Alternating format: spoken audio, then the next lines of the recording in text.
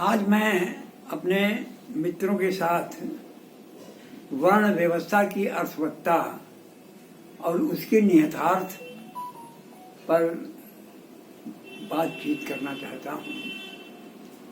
पुरुष सूक्त के अनुसार समाज रूपी शरीर के 4 अवयव माने गए हैं। ब्राह्मण अर्थात तत्वज्ञानी, पुरोहित, मनीषी, विद्वान, मार्गदर्शक श्रेणी के लोग मुख हैं।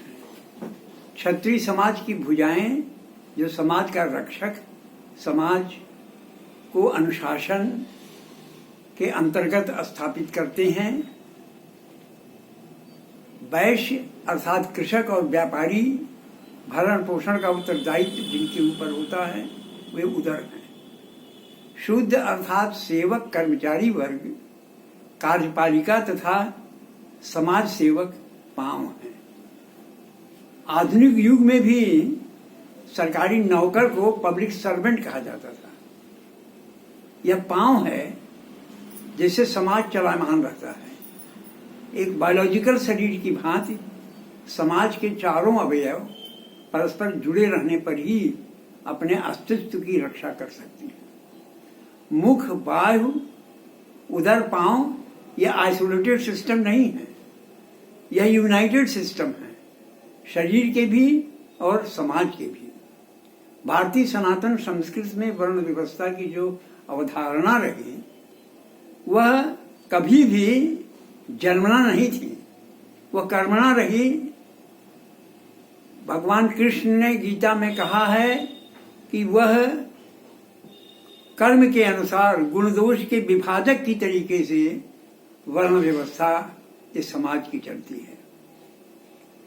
मैं पांव के महत्व पर ध्यान आकृष्ट करना चाहूंगा कि मुख से पांव का महत्व अधिक है। यदि पांव अशक्त हो जाए, उसे फालिज मार दे तो सारे शरीर का कार्य व्यापार अपंग हो जाएगा, समाज पंग हो जाएगा। पुरुष सूक्त में ही कहा गया पादोस विश्व भूतानि, अर्थात संसार के सारे प्राणी एक पाद में हैं। तो मानव में भेदभाव की कल्पना दर्थ है। यही नहीं, पुरुष सूक्त में ही उल्लेख है पादाभ्याम भूमि, अर्थात पृथ्वी समस्त चराचर की जननी है। पृथ्वी की उत्पत्ति उस पुरुष के पांव से हुई है जिससे वर्ण व्यवस्था के शूद्र की हुई है। परम पुरुष नारायण के चरण कमल से ही गंगा भी निकली है। गंगावारी मनोहारी मुरारी चरणाच्युतम।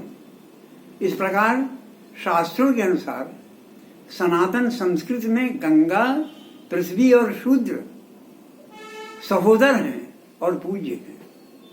शूद्र कुलोत्पन्न महाकवि सिंह भूपाल देव ने स्वाभिमान की अभिव्यक्ति के साथ रसार्णव सुधाकर में लिखा है तस्य पदाम्बुजा जंतो वर्गो विगत कल्मष यशा सोदरताम प्राप्तम भगीरथ तपा फलम। अर्थात उस परम पुरुष के चरण कमल से निष्कुल वर्ण, शुद्ध वर्ण निकलकर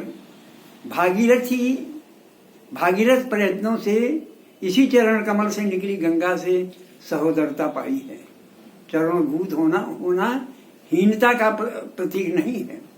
पाणिनि ने जब वेद की कल्पना शरीर के रूप में की तो छंद शास्त्र को इसका पांव बताया। छंदः पादो तु वेदस्य। ऋग्वेद छंदों के माध्यम से ही गति करता है, वह गतिमान होता है।